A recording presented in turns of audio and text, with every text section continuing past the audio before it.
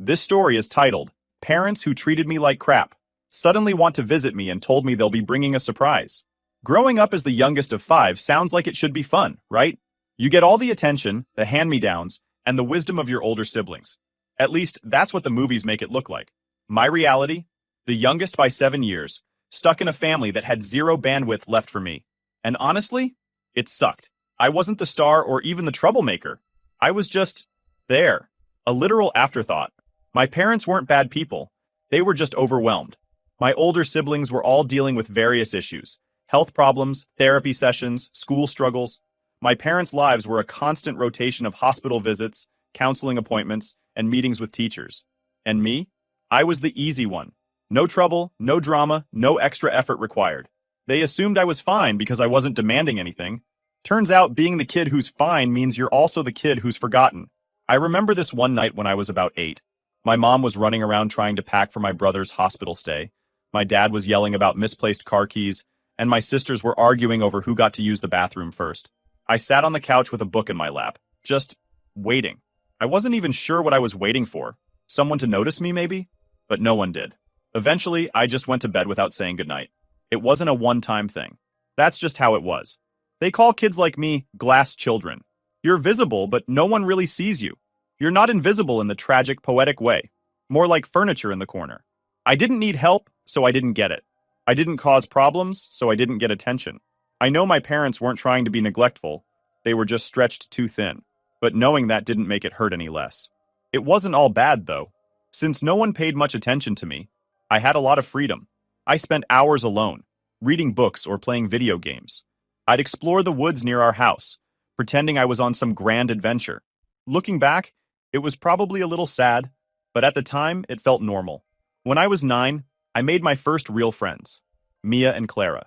They were both from messy families too, and we kind of gravitated toward each other. Mia's parents were divorced and constantly arguing, so she spent most of her time at Clara's house. Clara's dad was, well, not around, and her mom worked double shifts to make ends meet. We were all these little lost kids, and we found each other. I think that's what kept me sane. Mia and Clara were my escape, my real family. We did everything together. Sleepovers, homework, sneaking into the local movie theater by hiding in the trunk of Clara's mom's car. Typical kid stuff. By the time we were in middle school, we had our own little world. We even made up a club, the Unwanted Club. We weren't dramatic about it. It was just a name that fit. Our real family sucked, so we made our own. But as great as Mia and Clara were, there was still this gnawing feeling in the back of my mind.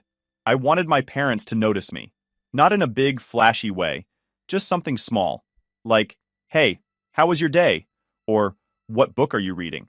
But those moments never came. I remember once I got a perfect score on my math test. I ran home, excited to tell someone. But the second I walked in, I saw my mom on the phone with the school counselor about one of my sisters. I quietly put the paper on the fridge, hoping someone would notice. No one did. By the time I hit high school, I'd stopped trying. I wasn't angry, just resigned. If they didn't care, why should I? I poured all my energy into school and my part-time job at the library. I loved working there. It was quiet, and no one expected much from me. Plus, it meant I didn't have to be home. My parents barely noticed I was gone most of the time. I think they assumed I was at Mia or Clara's house, and they were probably right. I started staying out later and later, testing the limits, but no one ever said a word. One time I got home at midnight, and the house was completely dark. Not a single person asked where I'd been. I could have been kidnapped or lying in a ditch for all they knew. Senior year rolled around, and I started applying to colleges. I didn't tell anyone. Not my parents, not my siblings, no one. I didn't see the point. They wouldn't care until they had to care. And by then, it would be too late. My friends knew, of course. We made a pact. Get into the same college and leave this town behind. It was the only thing that kept me going some days. When I got my first acceptance letter, I didn't even bother showing it to my parents. I just filed it away in my desk and went about my day. It wasn't until I got my financial aid package that I realized I might actually have a shot at leaving. Between scholarships and grants, I could cover most of the costs. My grandma, the only family member who seemed to care about my future, offered to help with the rest. She told me, I don't trust your parents not to screw this up for you. And honestly, same. The day I left for college, I didn't even say goodbye. I packed my car, waved to my mom as she passed me in the hallway, and drove off. I don't think she realized what was happening. I wasn't trying to be dramatic or make a statement. I just didn't think it mattered. For the first time in my life, I felt free. I wasn't anyone's afterthought. I wasn't the invisible kid in the corner. I was just me, and it felt amazing. When the day came for me to leave for college, it was so unremarkable that it might as well have been any other Tuesday. No teary goodbyes, no last-minute hugs. Honestly, I don't even think my parents knew I was leaving.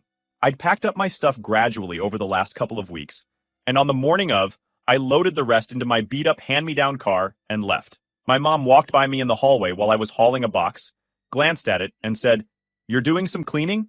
I just said, "Yep," and kept walking. That was the extent of our interaction. I wasn't mad about it at the time. By then, I had stopped expecting anything from them. They didn't notice when I stayed out late, didn't notice when I stopped trying to join family dinners, and certainly didn't notice that I had spent months planning to move 2 states away with Mia and Clara. They probably assumed I was going to community college down the street or something. Joke's on them. The drive to my new college town was the most freeing experience of my life. Mia was in the passenger seat, and Clara followed in her car, packed to the brim with her stuff. We blasted terrible early 2000s pop songs the entire way, laughing and shouting lyrics out the windows, like we were starring in some low-budget coming-of-age movie. It wasn't just about going to college. It was about starting a new life, one where we weren't the unwanted kids anymore. We were just ourselves. Once we arrived, we moved into this tiny off-campus apartment. And when I say tiny, I mean the kind of place where you could stand in the living room and touch the kitchen counter with one hand and the front door with the other. It was falling apart in places. The sink dripped, the floor tiles were peeling, and the bathroom door didn't lock. But we didn't care. It was ours. Those first few months flew by in a blur. I threw myself into classes and a part-time job at the local coffee shop, trying to balance everything while still figuring out how to be a functional adult. It was hard at times. Money was always tight, and I had to learn how to stretch $20 to last an entire week. But for the first time in my life, I felt like I was in control. No one ignored me here because no one expected anything from me to begin with. I could just exist. My parents didn't call. They didn't text. Nothing. At first, I thought maybe they didn't have my new number or had forgotten about me entirely. But then I got a random text from my mom a few months in. She wrote, "Can you grab some milk on your way home?" I stared at the message for a solid minute before responding, "I don't live there anymore." She replied, "Oh, okay. Let me know when you visit." Like I'd just gone on a long camping trip and would be back any day now. I didn't bother correcting her. Why would I? If she wanted to believe I was just out, that was fine by me. It wasn't like they'd cared much about what I was doing before I left. Why start now? Meanwhile, my grandma became my lifeline. She'd call every few weeks to check in, ask how school was going, and remind me that she had my back if I ever needed anything. She wasn't perfect. She had her moments of meddling and unsolicited advice. But at least she cared. She told me, "Don't let your parents screw this up for you." I didn't realize at the time just how much that would matter later. The disconnect between my parents and me became even more obvious when Thanksgiving rolled around. By that point, I'd settled into a routine, classes, work, and hanging out with Mia and Clara in the evenings. We didn't have a lot of money, but we'd managed to save up for a Friendsgiving feast. We bought a turkey, the smallest one we could find, a box of instant mashed potatoes, and some canned cranberry sauce. It was nothing fancy, but it was ours. We even made terrible paper decorations to hang around the apartment. 2 days before Thanksgiving, my mom called me. It was the first time she'd called in months, and I almost didn't pick up because I figured she was butt dialing me or something. But curiosity got the better of me, and I answered. "Hey, what time are you coming for Thanksgiving?" she asked, completely out of the blue. I blinked. I didn't know you guys were doing anything for Thanksgiving." "Well, we weren't sure, but we figured it'd be nice to have the family together for once," she said, like it was no big deal. "So, what time can we expect you?" "I already have plans," I said, glancing over at Mia and Clara, who were sorting through our tiny pantry to see if we had room for more snacks. "I'm hosting a thing with some friends." There was a long pause, and then she said, "Oh, I guess that's fine. It's just, I was really looking forward to seeing you." That one sentence hit me in a weird way. I couldn't tell if she was trying to guilt-trip me or if she genuinely meant it. Either way, it didn't matter. She'd given me 2 days' notice, like I could just drop everything and drive 2 states over to play happy family with people who barely remembered I existed. "I'm sorry, but I can't make it," I said as politely as I could. "Maybe we can catch up another time?" She didn't say anything for a while, and then she sighed. "Okay, Well, I hope you have a good Thanksgiving. She hung up before I could respond. That night, I found myself scrolling through old photos on my phone. There weren't many of my family, mostly just pictures of Mia and Clara and me goofing off over the years. But as I looked through them, I felt a strange mix of sadness and relief. Sadness because part of me still wanted to matter to my parents. Relief because I knew I didn't need to. Friendsgiving was perfect. We burned half the food, Clara spilled cranberry sauce all over the couch, and Mia set off the smoke alarm trying to make gravy. But we laughed until our sides hurt, and for the first time in years, I felt like I was part of something real. That feeling didn't last long, though. A few years later, I got another call, this time from my dad. And that's when everything started to unravel. The call from my dad came completely out of the blue. I'd been avoiding family contact for weeks after the Thanksgiving situation. I wasn't mad, just tired of feeling like an afterthought that suddenly mattered when it suited them. But when his name popped up on my phone, curiosity got the better of me. I figured it had to be important. He barely ever called even when I was living at home. I answered with a cautious, "Hello? Olivia?" he said, his tone clipped and serious. "If you don't come home for Christmas, I'm cutting off your college payments." I blinked. At first, I thought I must have misheard him. "Wait, what?" I asked, trying not to laugh. "Dad, I graduated 3 years ago." The silence on the other end was almost comical. He clearly hadn't expected that response. "Oh, well," he finally sputtered. I mean, you need to come home. It's important." I waited for him to elaborate, but he didn't. So I asked, "Why? What's so important?" "It's Christmas," he snapped, like that explained everything. "The family needs to be together. You're being selfish, Olivia. After everything your mother and I have done for you, the least you could do is come home for the holidays." At that point, I couldn't hold back the laugh. "Dad, Grandma paid for my college, remember? You didn't have anything to do with it." He paused again, probably trying to figure out how to salvage this ridiculous argument. "We've sacrificed a lot for you over the years," he said, ignoring my point entirely. "It's time you showed some gratitude." I didn't even know how to respond to that. Gratitude? For what? The years of being ignored.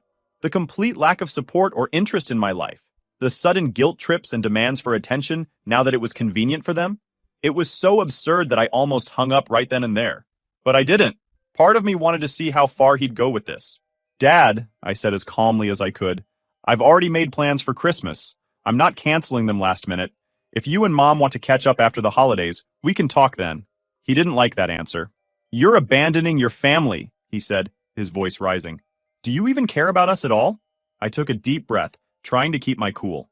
"You didn't care about me for the last 20-something years, and now suddenly I'm the bad guy for not dropping everything to make you feel better? That's not fair. We've always cared about you," he snapped. "You just never needed as much as the others." There it was. The same excuse I'd heard my whole life, wrapped up in slightly different words. "That's not my fault," I said.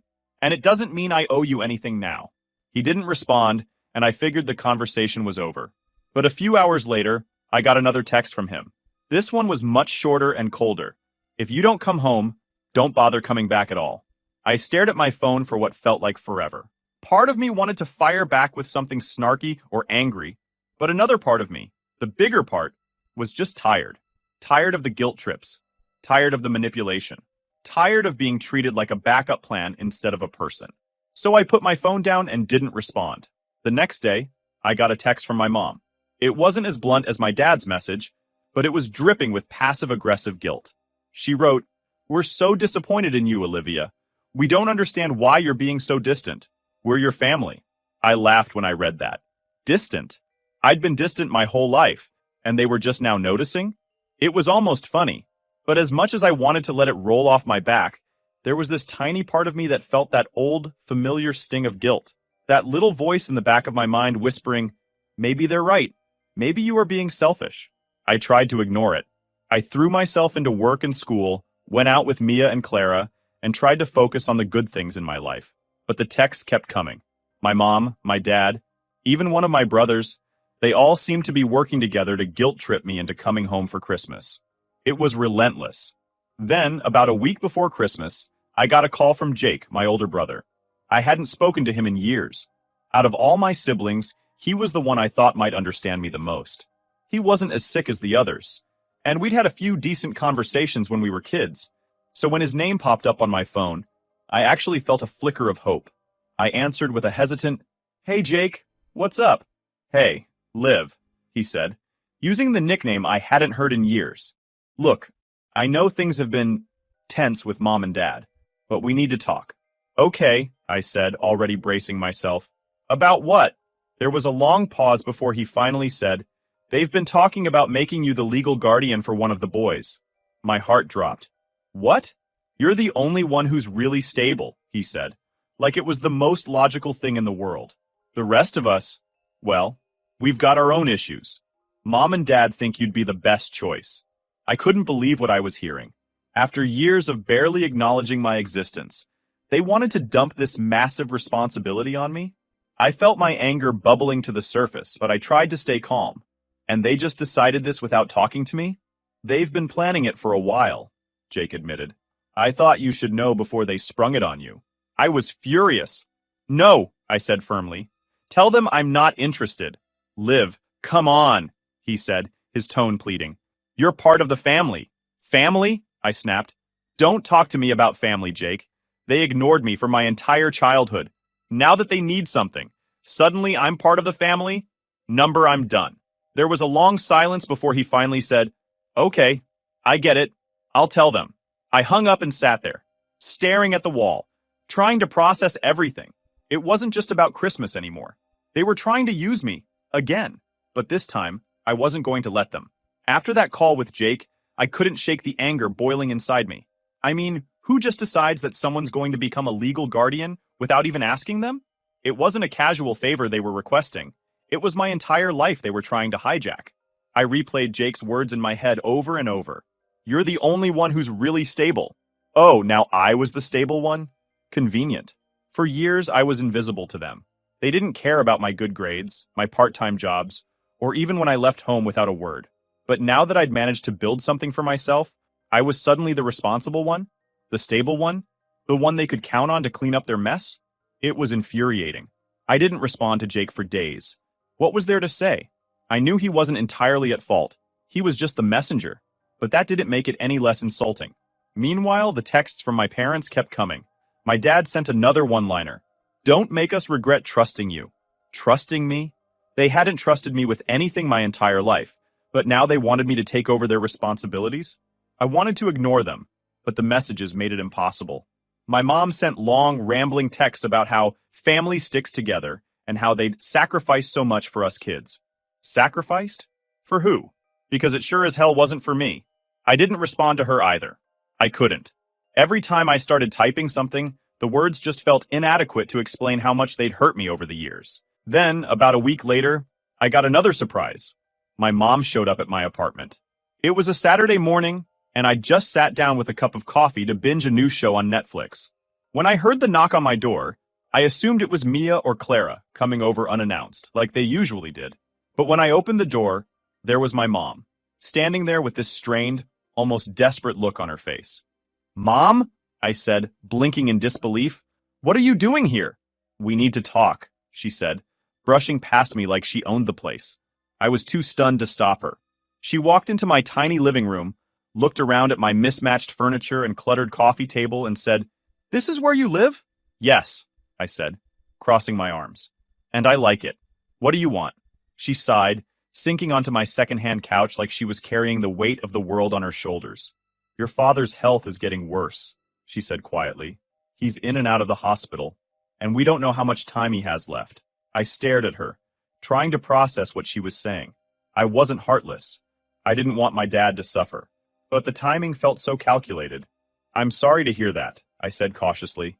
"But what does that have to do with me?" Her eyes filled with tears, and for a second I felt a pang of guilt. But then she said, "We need you to step up, Olivia. Your brothers need someone to take care of them when we're gone." There it was. The real reason she'd come. It wasn't about reconnecting or apologizing for the years of neglect. It was about finding someone to clean up the mess they'd created. "No," I said firmly. "I'm not doing it." "Olivia, please," she said, her voice trembling. "We're desperate. Jake can't handle it, and Sarah has enough on her plate. You're the only one who—" "I'm the only one who what?" I snapped, cutting her off. "The only one who managed to get out and build a life for myself? That's not my fault. You and Dad made your choices. You chose to focus on everyone else and ignore me. Now you want me to fix everything? I'm not your backup plan. Her face crumpled, and for a moment, I thought she might start crying again. But instead, she said, "We did the best we could. You don't understand what it was like, raising 5 kids, dealing with all the stress, the bills, the appointments. And that's my fault?" I interrupted. "You had 5 kids. You made that choice. Don't guilt me for your decisions." She stared at me, stunned into silence. I don't think she'd ever heard me talk to her like that before. Growing up, I'd always been the quiet one, the agreeable one. But I wasn't that kid anymore. "I'm sorry that things are hard for you right now," I said, softening my tone just a little. "But I've spent my entire life being invisible to this family. I'm not going to let you drag me back into it now, just because it's convenient for you." Her expression shifted then, from desperation to anger. "So that's it?" she said, her voice shaking. "You're just going to turn your back on us?" "No," I said. "You turned your back on me a long time ago. I'm just finally walking away." She stood up, her hands clenched into fists at her sides. For a moment, I thought she might say something else, but instead, she just shook her head and walked out the door. I stood there for a while after she left, staring at the empty space where she'd been. I didn't feel triumphant or vindicated. I just felt tired. Mia and Clara came over later that afternoon, and I told them what had happened. Clara, as always, didn't hold back. "Screw her," she said. "They don't deserve you." Mia was quieter, but she nodded in agreement. "You have to protect yourself, Liv. You've worked too hard to let them drag you down." They were right, of course. But even with their support, I couldn't shake the guilt completely. I'd been conditioned my whole life to believe that family came first, no matter what. Letting go of that mindset wasn't easy, even when I knew it was the right thing to do. A few days later, I got a letter in the mail. It was from my mom. She must have written it before the visit, because it was full of the same guilt-tripping nonsense I'd heard 100 times before. How much they'd sacrificed, how disappointed they were in me, how I was abandoning the family. I crumpled it up and threw it in the trash. I was done. Blocking their numbers felt like a breath of fresh air. After years of being guilt-tripped and ignored whenever it wasn't convenient for them, I finally had control. I didn't have to wake up to passive-aggressive texts or brace myself for the next emotionally manipulative phone call. For the first time in years, I felt like I could just exist without the weight of their expectations suffocating me. But, of course, peace never lasts long in my family. It was a Saturday morning, and I was lounging in my apartment with a cup of coffee and a book. I'd turned my phone off the night before to give myself a break from the constant pings of notifications, mostly from distant relatives chiming in with their unsolicited opinions about family obligations. Apparently, my mom had made the rounds, spinning her story of how I was abandoning everyone. I wasn't even surprised anymore. When I heard the knock at the door, I assumed it was Mia or Clara dropping by. They did that a lot, especially after my mom's surprise visit earlier that week. So, without thinking, I called out, "It's open," while flipping the page of my book. The knock came again, louder this time. Weird. Mia usually barged in, and Clara would have texted to let me know she was on her way. I sighed, setting my mug down, and shuffled to the door, still in my pajamas. The second I opened it, my stomach dropped. There she was, my mom again, standing on my doorstep like she'd just popped over to borrow some sugar. "Mom?" I said, my voice sharp. "What are you doing here, Aegean?" She didn't answer right away. Instead, she gave me this strained smile that didn't reach her eyes and said, "Can I come in?" "No," I replied flatly, crossing my arms. "Whatever you want to say, you can say it here." Her face fell, but she didn't budge. "Olivia, I'm not here to fight. I just want to talk." I let out a frustrated sigh. "We've already talked. You showed up uninvited, dumped a pile of guilt on me, and then left. What more is there to say?" Her voice softened, and she clasped her hands together like she was trying to keep herself from breaking apart. "Your father's getting worse. The doctors don't think he has much time left." There it was, the card she'd been waiting to play. The "your father is dying" card.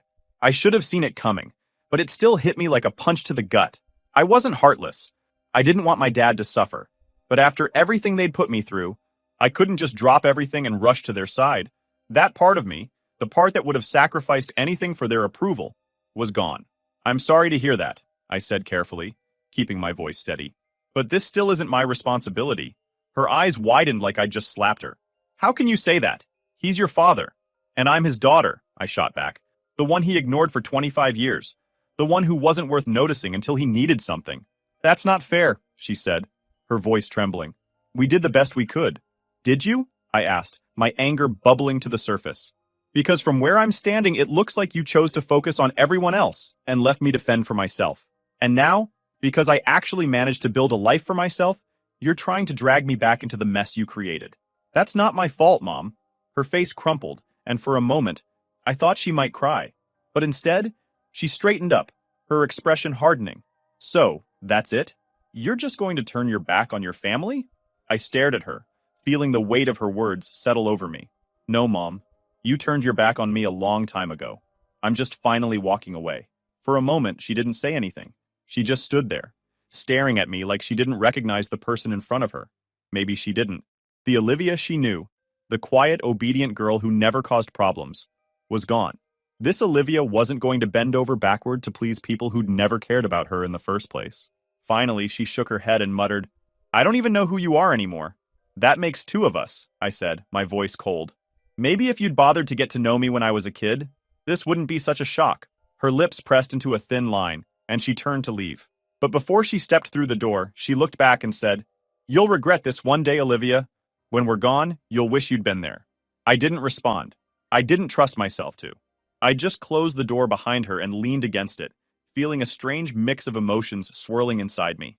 Relief, sadness, anger. They were all there, colliding with each other in a way that left me feeling completely drained. Mia and Clara came over later that day, and when I told them what had happened, Clara was furious. She has some nerve, she said, pacing the living room like she was ready to fight my mom herself. I swear if she shows up here again, I'll handle it. Mia was quieter, sitting beside me on the couch with a look of concern. Are you okay? She asked. Yeah, I said, though I wasn't entirely sure it was true. It just feels final, you know? Like this is the last straw. That's because it is, Mia said gently. You've done everything you can, Liv. They made their choices. Now it's time for you to make yours. She was right. For years, I'd let their guilt and manipulation control me, even when I thought I was free. But this was my breaking point. I wasn't going to let them take any more from me. Later that night, I blocked my mom's number, along with my dad's and Jake's. I even went through my social media accounts, tightening up my privacy settings and blocking anyone who might try to intervene on their behalf. It felt drastic, but necessary. For the first time in my life, I wasn't just surviving. I was choosing myself, and it felt like freedom.